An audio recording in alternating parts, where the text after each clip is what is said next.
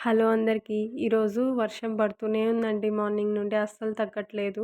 So, నాకు వేడి వేడిగా రాగి సంగటి, చికెన్ కర్రీ తినాలనిపించింది.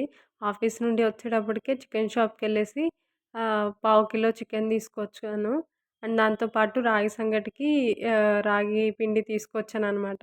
సో, దానికి ముందుగా టమోటాలు, వెల్లుల్లి, ఆనియను, అల్లం, కొత్తిమీర కట్ చేసి పెట్టుకునేసాను. సో, దాంతో పాటు 2 లవంగాలు, కొంచెం చెక్క అండి. మిర్చి కూడా ఒకటుంది నా దగ్గర. నేను ఆ ఒక్కటే వేశానంతే. ఆహ్, సో, ఫస్టు టమోటా, వెల్లుల్లి, ఆనియన్, మిర్చి, అల్లం, కొత్తిమీర, చెక్క, లవంగాలు కొంచెము అవన్నీ మిక్సీ పట్టుకోవాలండి. మన మిక్సర్ ఏదో మీకు తెలిసిందే గదా! బ్లెండర్ అనమాట. సో, ఇలా నేను దీనికి బ్లెండర్‌లో వేసి బాగా పేస్ట్ చేసేసుకున్నాననమాట. సో, ఇంకా మనకి మసాలాలు కావాల్సినవన్నీ ముందుగానే తీసి పెట్టేసుకోవాలి. ఎందుకంటే, మనకిక్కడ కిచెన్ గాదున్నది పీజీ.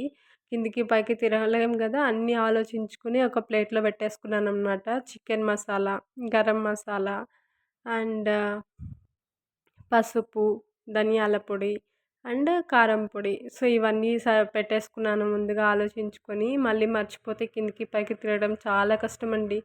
సో, ఇవన్నీ ప్లేట్‌లో పెట్టేసుకున్నాను. ఇంక తిరగబాతేయడానికి మళ్ళీ 2 లవంగాలు, చెక్క, కొంచెం కొత్తిమీర అండ్ కరివేపాకు, మనం రెడీ చేసుకున్న పేస్ట్ ఇవన్నీ ప్లేట్‌లో పెట్టేసుకున్నా. ఇంగ ఆయిల్ గావాలి గదా! ఆయిల్ బాటిల్ మళ్ళీ తీసుకెళ్ళలేమని చెప్పేసి కుక్కర్‌లోనే కొంచెం ఆయిల్ వేసేసుకున్నాను. సో, ఇంగా రాగి సంగటి చేయాలి. సో, నా దగ్గర ఇంకో చిన్న కుక్కరుంది. దాంట్లో కొన్ని రైస్ ఏసేసుకొని కిందికెళ్ళిపోయాననమాట. సో, కిందికెళ్ళంగానే ఆయిల్‌లో కొంచెం మన దగ్గర చెక్క, లవంగాలున్నాయి కదా! అవి వేసేసి, కరివేపాకు వేసేసి, చికెన్ బాగా వాష్ చేసుకొని, అందులో చికెనేసేసాననమాట. సో, అందులో వాటరంతా వచ్చి అవన్నీ ఇంకిపోయే వరకు బాగా ఫ్రై చేశాను. ఈ ఫ్రై అయ్యేలోపు పక్కన రైస్ కడిగేసి సంగటికి పెట్టేసాననమాట. అదయిపోతుంది. సో, తర్వాత ఇక్కడ మనం చేసుకున్న పేస్ట్ ఉంది కదా! ఆ పేస్ట్‌ని ఏసేసాననమాట. ఆ పేస్ట్ బాగా చికెన్‌కి పడుతుంది. అండ్ టేస్ట్ కూడా బావుంటుందండి. సో, ఇదంతా పచ్చివాసన పోయేంత వరకు బాగా ఫ్రై అవ్వనివ్వాలి. గట్టిగా ఆయిలొచ్చేంత వరకు. సో, ఫ్రై అయిన తర్వాత మనం కొంచెం కారము, ధనియాల పొడి, గరం మసాలా, చికెన్ మసాలా అవన్నీ యేసుకొని మళ్ళీ కొంచెం సేపు ఫ్రై చేసుకొని, అందులో కొంచెం వాటరేసుకొని మనం చూసి సాల్ట్ తగ్గట్టు వేసేసుకొని, కొత్తిమీర వేసేసుకొని కలిపేసుకున్నాను. సో, అది కొంచెం బాయిల్ అవ్వాలి.